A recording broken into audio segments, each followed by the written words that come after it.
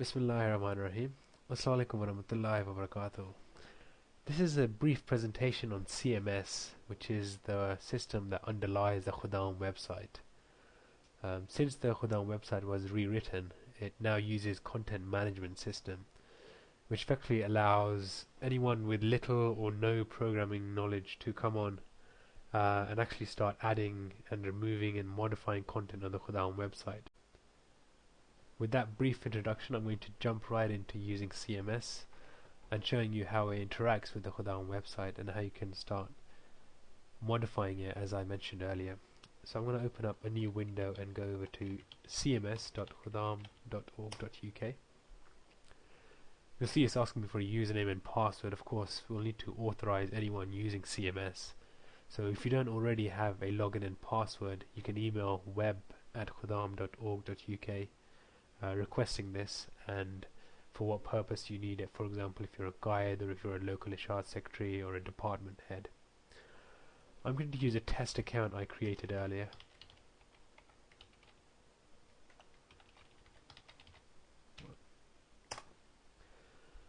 Okay, I've created an account with the regional editorial privileges. What this allows me to do is to modify Qiyad level and regional level content. Okay, this is the CMS homepage. It's quite packed full of information, you can see. Each row in the grid represents an object in CMS. And an object is a very crucial entity to understand in CMS, because essentially everything you see on the Khudaam website is an object. So let's have a look at some of these. We have an article at the moment which corresponds to the prayer times that shows in CMS. Let me show you the corresponding item in the Khudaam web page. So this is the object that's referred to in the CMS row 2751. Let's have a look at Sadr Saab's speech at the National Ijtima. That again is an article with an ID of 12145. If we head over, it's right here. Now each article in turn corresponds to a number of nested objects.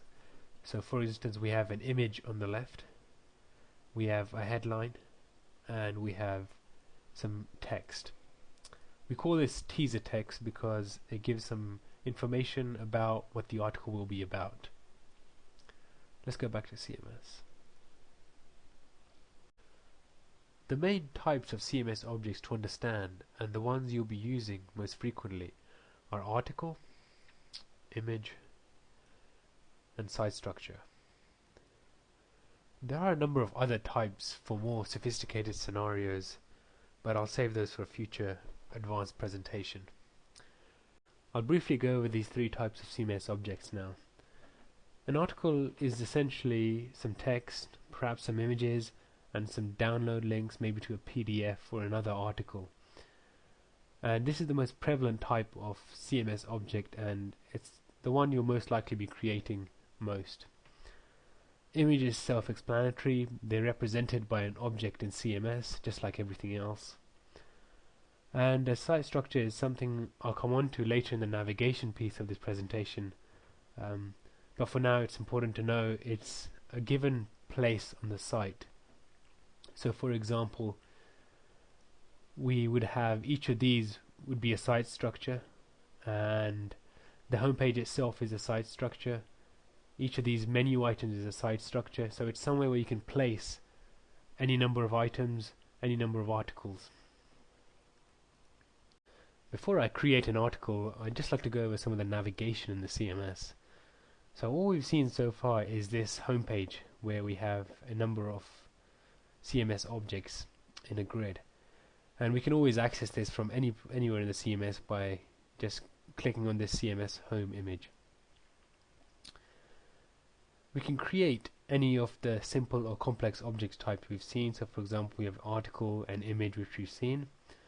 If we want to find particular objects in the CMS, we can either find any type, or if we know there's a certain image we want to search for and it has a certain label, we can search with that. Site structure is a navigation of the Khudaam website as viewed by CMS, and I'll come on to this in just a moment. And finally, this is the Sultan al-Qalam piece, which we don't have permissions to touch, as it's managed by Sultan al-Qalam themselves. So let's go into site structure. This is really the backbone of the Khudaam website. This essentially shows you how the website is viewed by the content management system. So all of these directories are top level directories within CMS, which correspond to something on the Khudaam website. So for instance, let's take the two biggest CMS site structures, regions and departments, and have a look at their corresponding items in the Khudaam website. It's these two menus, these regions and these departments. Similarly, if we drill down on one of these top level site structures into a nested site structure, such as this Betel Fatu one, we can see there's a number of nested site structures as well as a latest news site structure.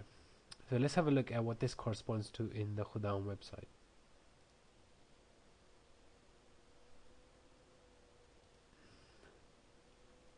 They have a customized splash screen. Going to this, we can see this is the latest news and events. So we can add to this to add and remove the news items as they come up. Similarly, we can add to any of the Qiyadat levels, for example, New Malden.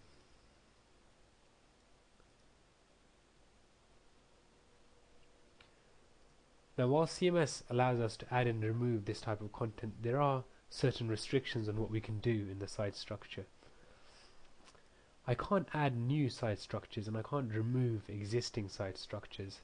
This is done by the Khudaam web team to ensure the content is added and removed to sections in a disciplined way. In fact, the only thing I can really do is add and remove to lists of items, such as the ones we've seen on the New Malden page or the Betel Fatu page. But again, with this there are restrictions as well. For example, the home page also has a list of items. We can't add to this because again, this is maintained by the Khudaam web team, as this is the front page of the Khudaam website and it has to be kept in check. I'm going to come back to this site structure after I've created an article and I want to place it somewhere on the Khudaam website. So let's go ahead and create our first article.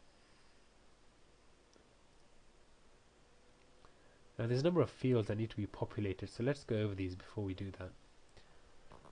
The headline is of course the title of the article, and it will come up in a list here or once you've opened the article at the top. The byline is an optional element.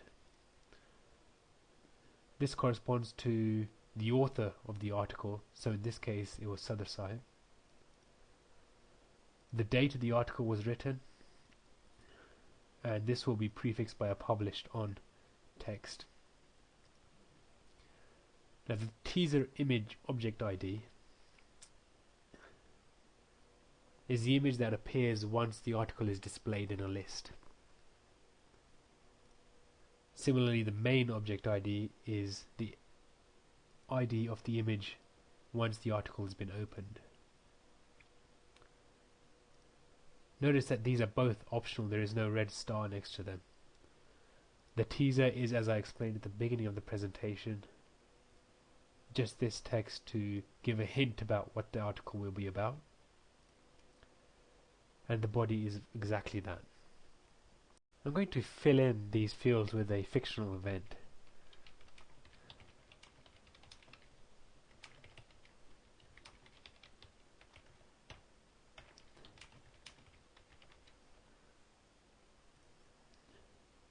Make it today's date. I'm going to leave the image IDs empty for now, but I'll put a teaser text in.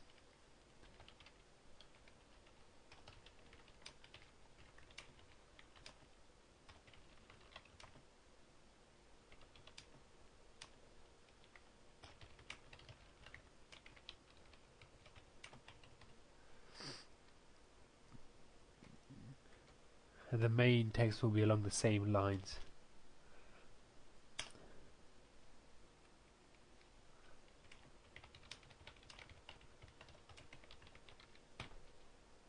This will show when they open the article, and this will be the teaser. Now if I wanted to format the text, I've got this option to do this with this formatting toolbar. So for example, if I was to underline yesterday and make bold the Rains Park gathered name, and I can also link to other places. For example, say I wanted to link that to Rains Park CommunityCenter.com. Now that becomes a link, and I can also add images. Now you might be wondering why you would want to do this, given that we have a main image object ID field here. Well, this is fine if you want it to be automatically placed, but if you have multiple images or you'd like to customize where you place that one image, you can place images using this icon here. And I'll come back to this afterwards. So let's create this article. Okay, I'm back on the CMS homepage.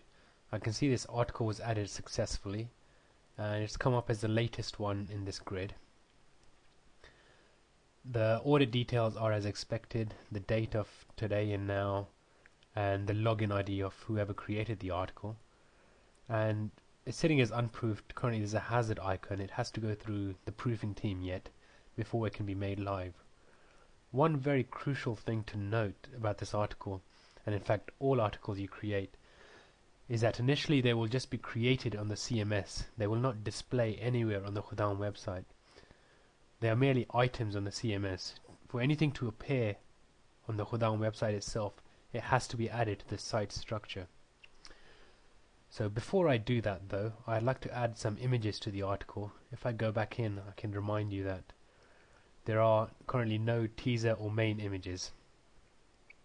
So I'm going to go ahead and create two images. Creating an image is very simple, much simpler than creating an article. All it requires is a descriptive label,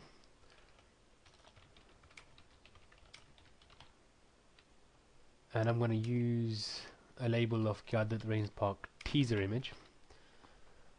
I'll show you the one I have already. This is the teaser I'm planning to use, and the main image that will appear inside of the article. So let's first upload the teaser image.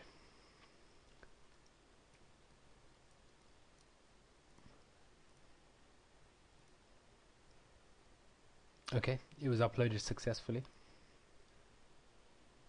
and it's also come up on the CMS index of images. I'll now create the main image.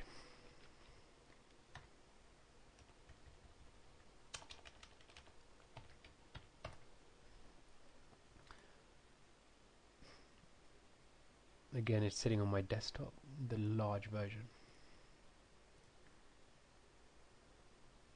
and it's uploaded successfully as well. Now let's go to the home page. Okay, we can see our article here and our two images. Now all I need to do is use these IDs in my article to refer to these images. So I can either place the image ID directly, or I can search for it using this.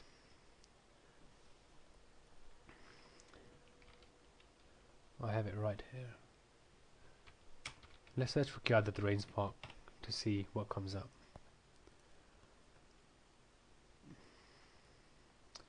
Okay, these are the ones we want. The teaser one will be 12167. It's appeared. The alternative way is just to do search without any search criteria, and it will show you just the latest items that have been added to the CMS. This is the main image. Now I can update this. So once that's done and our article is ready and how we want it, we can now add it to the site structure. I'm going to do that now. I want to add this article I've just created to the Rains Park page. You might remember I mentioned you can only add or remove articles to lists with the current permission I have. And this still holds true.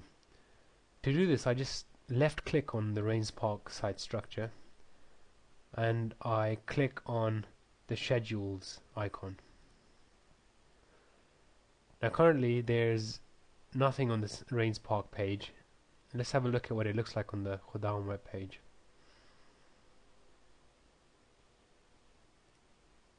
It's currently empty. So this represents the list that's on the Rains Park homepage. So by adding our article to this schedule, we can then make it live on the Khuddam web page and actually show it somewhere.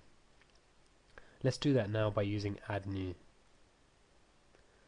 So let's again search for our article. It was just added, so I can just use an empty criteria. Now this field is very crucial. It's called the publishing method and it dictates how the article will show in that list. The ones we've seen so far have always been of the format an image on the left, a headline, a date and some text, some teaser text. But this is not the only way to represent a list. For example, here we have a list, but there's no image on the left, and this method is called a headline only. This method, which is prevalent through most of the site, is called teaser pick left, and I'm going to continue to use this for the Rains Park site.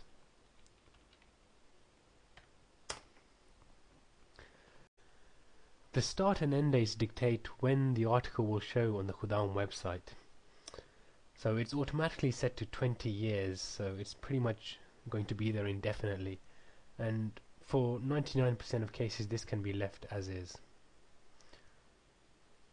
Okay, we can see it's been added successfully to the list of schedules for Rains Park. Let's head over to the Rains Park website and see how it looks like.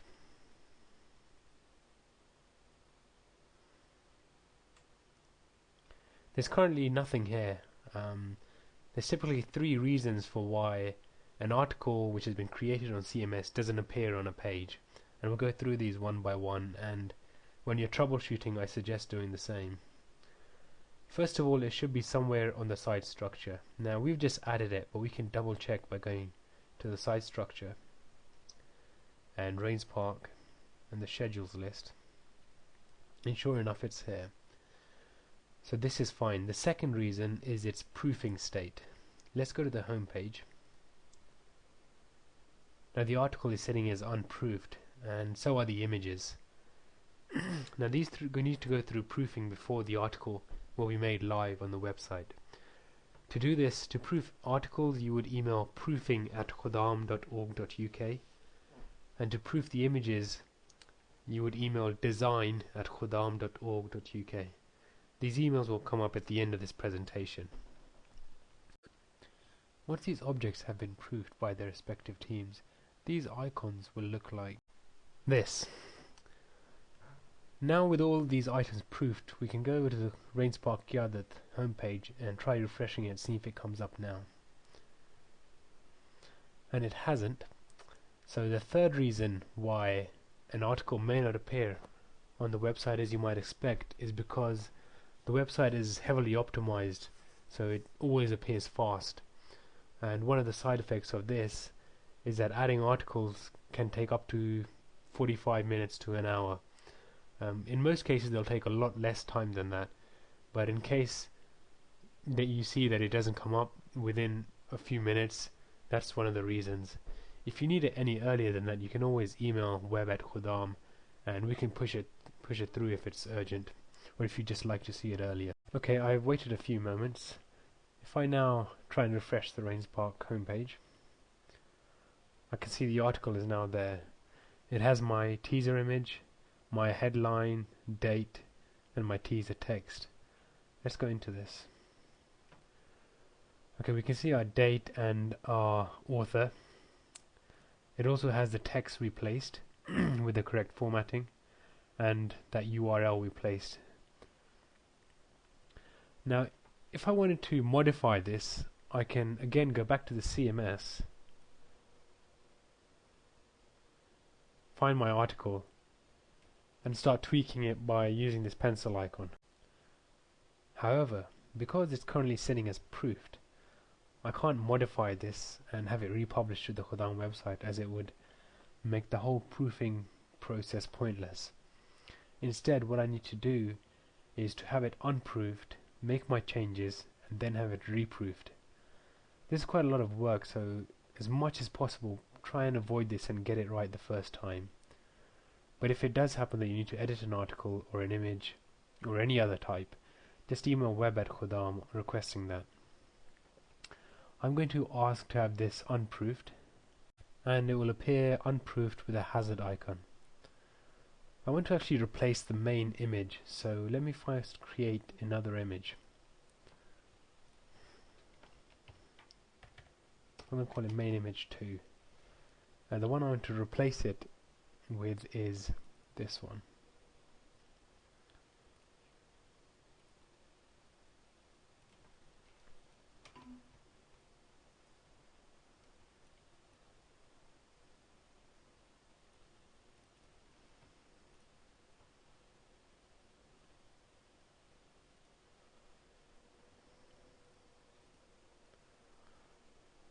With it setting in place, and I'm going to ask design to proof this, so I can then use it in my article. I'm going to replace the main ID with image 2 and update it. And again, I'm going to ask proofing at Khuddam to proof my article again. So if I now go back to the Rains Park homepage and go to my article, I can see the main image has been replaced by the new one. So we've seen how to add and modify articles. Now I'm going to show the final piece in this and remove this article from the Rains Park homepage. To do this, while we have this availability of removing an article from the CMS homepage, we can't actually do this. Once an article or an image has been created and placed on CMS, it is there for its lifetime. We simply cannot delete objects. What we can do is remove them from the list within which they appear, i.e. the live site. So let's go to the Rains Park schedules page, and by removing this schedule, which everyone has permissions to do,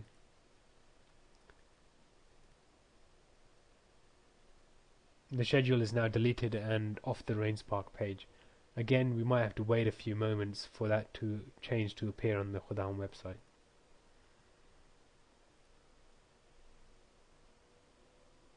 And it's gone. You should now be able to add content to your Qiyadat, your region, or your department. One final note on guidelines with regard to articles. Do have a look at the resources page under the Ashat department on the Khuddam website. This has spellings for commonly used Jamaat terminology. Please try and stick to these so the website is consistent. There are also salutations and other honorifics you can use, and the Khuddam logo, which in turn has its own set of guidelines. One thing I've not gone over is photos. This is in fact not managed by the CMS at all. This is managed by the design team. To add photos to this section, you will need to FTP them using a username and password that you can request from the design team. Once it's been uploaded, it will be rescaled, proofed and watermarked before going up on the Khuddam website. So Jazakallah for listening to this presentation. Assalamu alaikum wa rahmatullahi wa barakatuh.